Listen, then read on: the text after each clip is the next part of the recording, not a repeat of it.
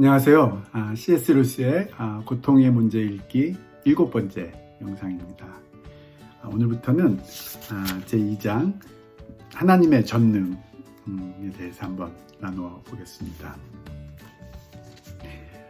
지난 영상에서 C.S. 루이스는 서론의 결론으로 기독교의 기원을 이야기하면서 기독교란 논리적 선명함이나 어떤 필연성을 자연스럽게 따라오다가 그 결론을 택함으로써 생겨난 그런 종교가 아니라고 이야기합니다. 오히려 논리적인 도약의 단계들, 예를 들어서 누미노제의 원인을 우주의 배경에 뒤에 존재하는 궁극적이고 실제적인 영으로 본다든지, 아니면은 도덕성의 경험 또한 그런 종류의 계시로 본다든지, 또 그 두 가지가 속성적으로 다른 면이 있지만 원인은 똑같은 한 궁극적인 영으로서의 하나님이라고 결론 짓는 그런 자연스러운 면이 있지만 논리적인 도약이 필요한 그런 단계를 거쳐오다가 마지막에 그런 궁극적인 실제로서의 영이신 하나님의 아들이 또 그분과 본질적으로 하나이신 그분이 이 땅에 인간의 몸으로 오셨다는 그 사건을 역사적인 실제로 받아들이는 사람들에 의해서 시작된 어떤 격변적 역사적 사건이다라고 이야기를 합니다. 그러면 문제가 생기는데, 그것이 바로 고통의 문제라는 거죠.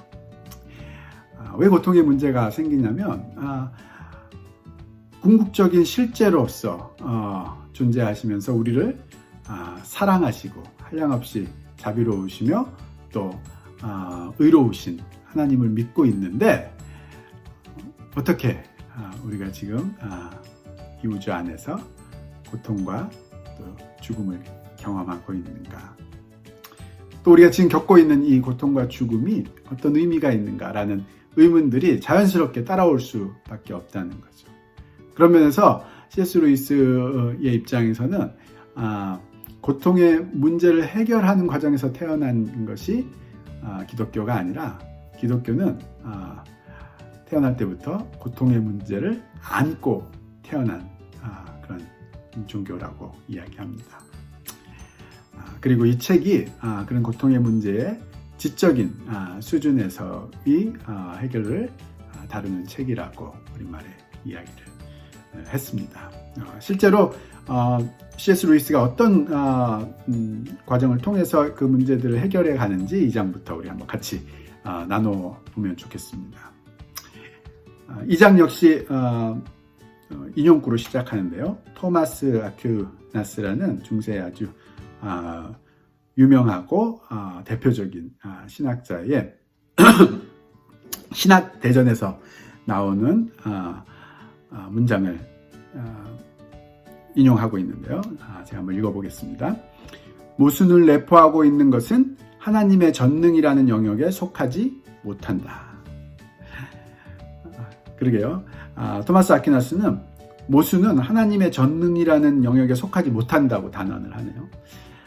이 모순이라는 말이 서양 사람들에게는 조금 더 개념적이고 논리적인 과정을 통해서 이해하려고 하는 것 같은데, 동양적인 전통에서는 조금 더 직관적으로 한 번의 머릿속에 그림처럼 보는 그런 개념으로 이해하는 것 같아요. 예를 들어서 이 모순이라는 말의 유래가 중국 고사라고 하죠. 옛날 중국의 어떤 사람이 모든 것을 뚫을 수 있는 창과 또 모든 창을 막을 수 있는 방패를 놓고 팔고 있을 때 지나가는 사람이 그 창으로 그 방패를 뚫으면 어떻게 되느냐라는 물었을 때 할 말이 없었다는 거죠. 그 상황이 모순이라는 것의 의미를 아주 잘 보여주는 그림이지 않은가 생각이 듭니다. 이 인용구의 내용으로 보아서 재미있는 그림이 머릿속에 떠오르는데요. 만약 그 자리에 토마스 아퀴나스가 지나가고 있었으면 토마스 아퀴나스는 분명하고 단호하게 얘기했겠죠. 전능하신 하나님이 계셔도 그런 모순은 만들 수 없다. 즉 그런 창과 방패는 만들 수 없다. 라고 이야기했을 것입니다. 왜 C.S. 루이스가 이 인용구를 시작으로 이 장의 내용을 시작을 하는지 한번 내용을 읽어보면서 같이 나눠보도록 하겠습니다. 하나님이 선하다면 자신이 만든 피조물들에게 완벽한 행복을 주고 싶어 할 것이며 하나님이 전능하다면 그 소원대로 할 수 있을 것이다. 그런데 지금 피조물들은 행복하지 않다. 그러므로 하나님은 선하지 않은 존재이거나 능력이 없는 존재 또는 선하지도 않고 능력도 없는 존재일 것이다. 이것은 고통의 문제를 가장 단순하게 표현한 말입니다. 여기에 대답할 수 있으려면 선하다, 전능하다, 행복하다는 말에 여러 가지 뜻이 있다는 사실부터 밝혀내야 합니다. 널리 알려진 뜻이 곧 가장 좋은 뜻이거나 유일한 뜻이라면 이 논증에 아무 대답도 할 수 없을 것이 분명합니다. 그래서 저는 이 장에서는 전능의 개념에 대해 그리고 다음 장에서는 선함의 개념에 대해 몇 가지 이야기를 하려고 합니다. 이게 좀 짧은 문단이지만 이 안에 여러 가지 중요한 요소들이 들어있다고 보여지는데요. 먼저 맨 처음에 시작한 이 논증구는 C.S. 루이스가 이 고통의 문제의 논리적인 그런 문제점들을 가장 간단하게 표현하고 있는 것이라고 이야기합니다. 제가 보기에 이 표현은 옛날에 어거스틴의 표현을 빌어서 현대에 맞게 변형된 모습인 것 같은데요. 어거스틴은 이렇게 표현했다고 하죠.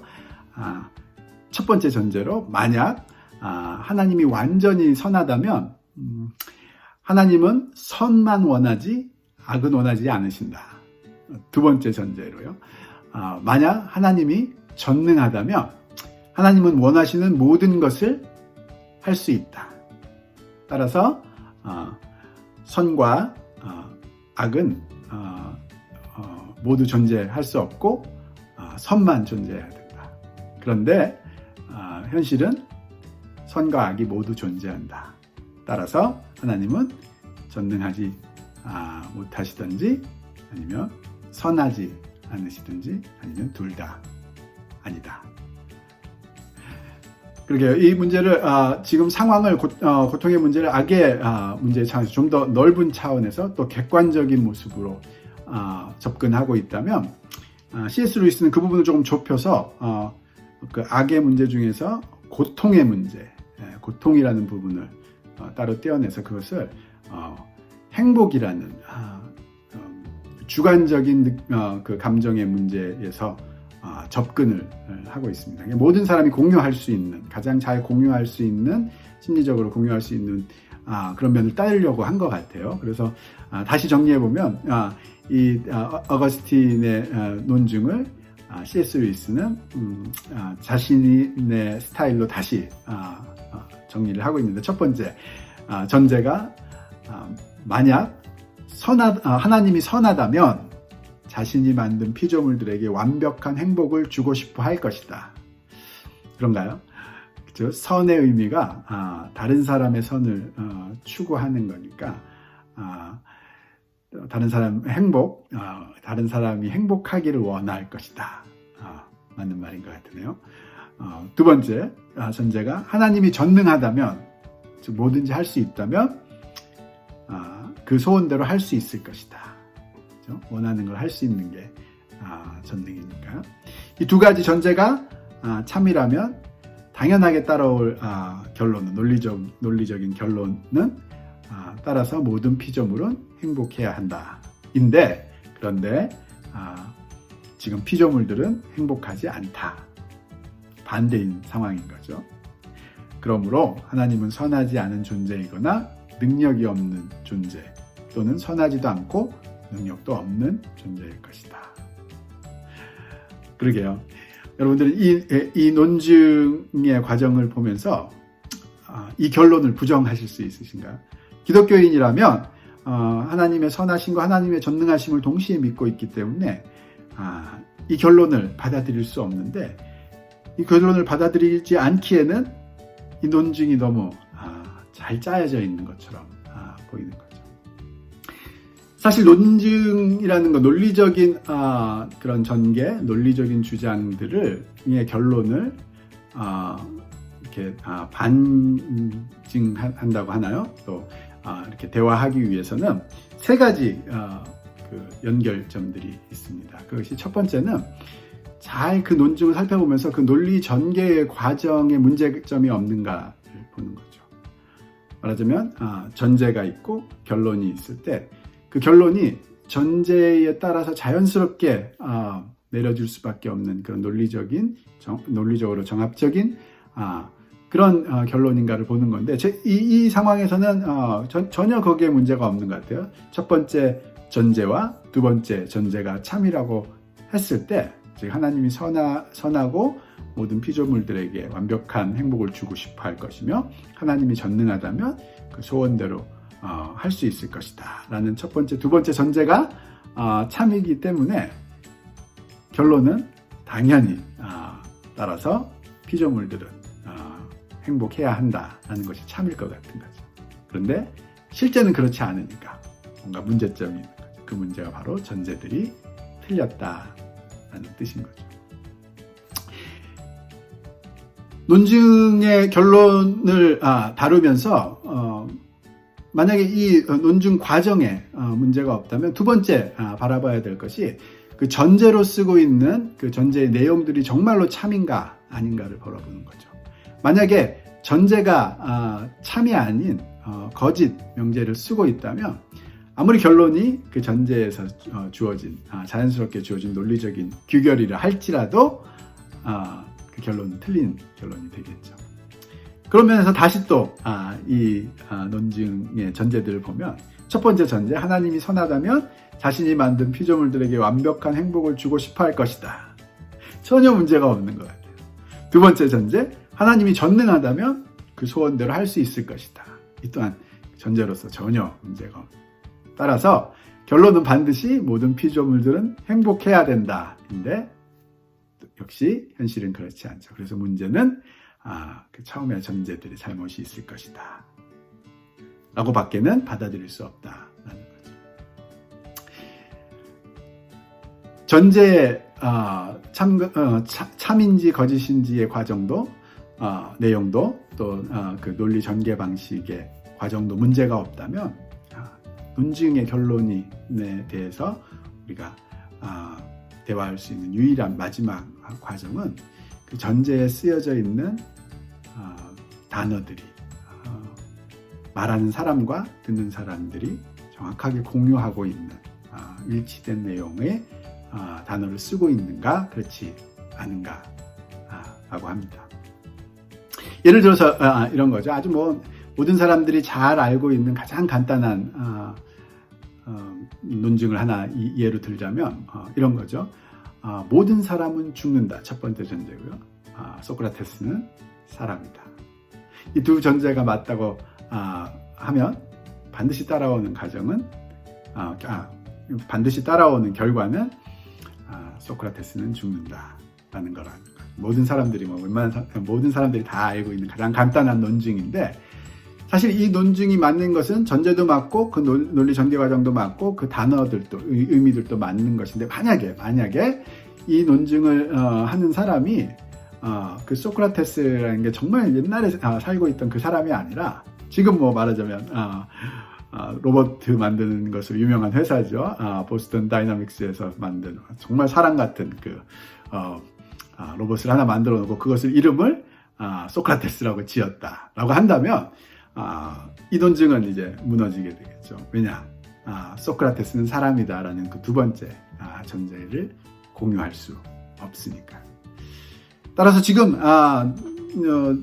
C.S. 루이스가 하려고 하는 것도 논리적인 고통의 문제를 다루는 이 논증의 과정에 문제가 없음을 확인했고, 또 그 전제들의 문제가 없음을 확인했을 때 그 결론을 뒤집을 수 있는 유일한 길은 전제 속에 들어가 있는 그 단어들의 의미들을 깊이 살펴보는 것, 거기에 문제점이 없는지를 따져보는 것, 그것밖에 없다는 것을 보고 있는 거죠. 그래서 여기에 대답할 수 있으려면 선하다, 전능하다, 행복하다라는 말에 여러 가지 뜻이 있다는 사실부터 밝혀내야 합니다. 널리 알려진 뜻이 곧 가장 좋은 뜻이거나 유일한 뜻이라면 이 논증에 아무 대답도 할 수 없을 것이 분명합니다. 라고 이야기합니다. 그리고 그래서 저는 이 장에서는 전능의 개념에 대해, 그리고 다음 장에서는 선함의 개념에 대해 몇 가지 이야기를 하려고 합니다. 라고 이야기를 합니다. C.S. 루이스가 이 전능함에 대해서 지금 문제를 제기하는 사람과 또 그 문제를 듣는 사람이 어떤 개념의 차이, 개념의 깊이, 이해의 차이를 보여주려고 하는지 다음 영상에서 또 같이 나누어 보면 좋겠습니다.